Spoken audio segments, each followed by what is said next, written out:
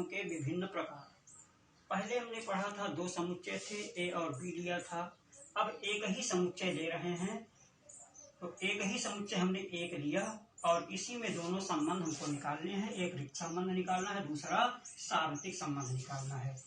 तो संबंध तभी निकलेगा जब तक उसका क्रमित गुणन प्राप्त नहीं होगा। जब क्रमित गुणन प्राप्त होगा तभी हमारा संबंध निकलेगा। हम निकालेंगे ए क्रॉस ए निकालेंगे, ये जाएगा 3, 7 और ये हो जाएगा हमारा 3, 7। ये कितना हो जाएगा, ये बनेगा 3 को 3 के साथ और इस 3 को 7 के साथ, फिर इस 7 से 7 को 3 के साथ, फिर इस 7 को 7 के साथ।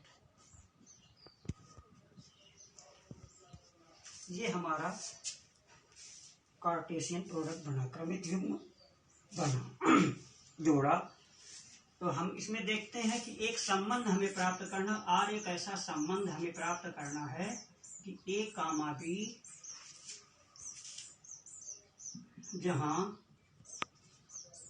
ए प्लस बी बराबर विषम संख्या तथा ए बिलोंग टू ए व बी बिलोंग टू ए, ये दोनों होने चाहिए। तो पहले में जब देखेंगे ये पहला ए है, दूसरा बी है, 3 में 3 जब जोड़ते हैं तो कितना आ जाता है, 6 आ जाता है। ये विषम संख्या कहता है, इसमें होना चाहिए। ये 3 हमारा देखिए, ये पहला वाला अवयव है ए के स्थान पे पहला है, यहाँ पे ए है, ये 3 है, बी है, ये 3 है। तो इन दोनों का योग 3, 3, 6 हो जाएगा। ये होना चाहिए विषम संख्या, हमारी प्राप्त हो रही सम संख्या, ये इसका मतलब ये गलत है। फिर दूसरा लिखे 3 + 7, ये 10 हो जाएगा। ये 3 देखिए, ये हमारा जो 3 है ये इससे संबंधित है, और ये हमारा जो 7 है ये इससे संबंधित है, इसमें है ए मान लीजिए, इसी मान लीजिए। तो ये भी 10 भी नहीं प्राप्त हो रहा है इसमें कहीं। ये भी हमारा क्या है, ये 10 होता तो है, लेकिन 10 ये हमारा क्या है, सम संख्या। मिलना क्या चाहिए हमें, विषम संख्या देखनी है, तो विषम संख्या प्राप्त नहीं हो रही है। अगला होगा 7 + 3 बराबर कितना है, 10। ये भी नहीं है, ये भी हमारा सम संख्या है, विषम होना चाहिए।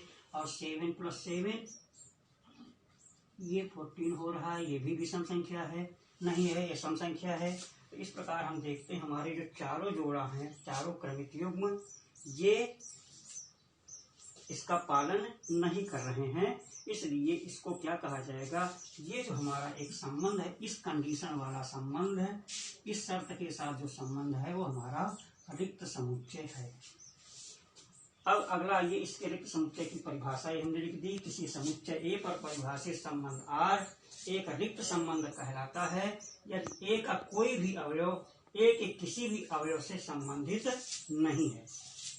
तो ये जो है 10 हमारा जो निकल रहा है, ये 6 निकल रहा, 10 निकल रहा, 10 निकल रहा, ये 10, 14 निकल रहा, ये किसी ए में प्राप्त नहीं होते हैं, इसलिए हमारा क्या हो जाएगा, इसको हम रिक्त समुच्चय कहेंगे। ये रिलेशन हमारा क्या हो जाएगा, ये हो जाएगा 5।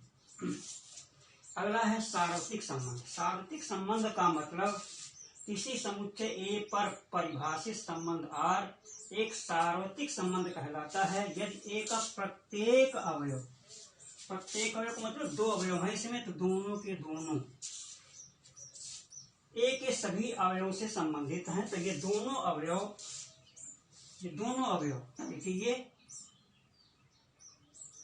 ये दोनों 3 भी इसमें है, 7 भी इसमें है, 3 भी इसमें है, 7 भी इसमें है।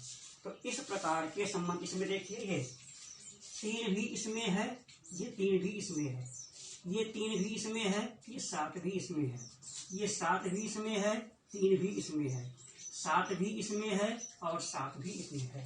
तो कहता है यदि ए का प्रत्येक अवयव ए के सभी अवयवों से संबंधित है तो इसे क्या कहा जाएगा, ये इसको कहा जाएगा सार्वत्रिक संबंध। सार्वत्रिक संबंध में सारे के सारे हमारे अवयव आ जाते हैं। बस आज यहीं तक। इसके आगे फिर हम उदाहरण बताएंगे। उदाहरण के बाद फिर हम आपको कल नहीं परसों एक्सरसाइज देंगे। Thank you.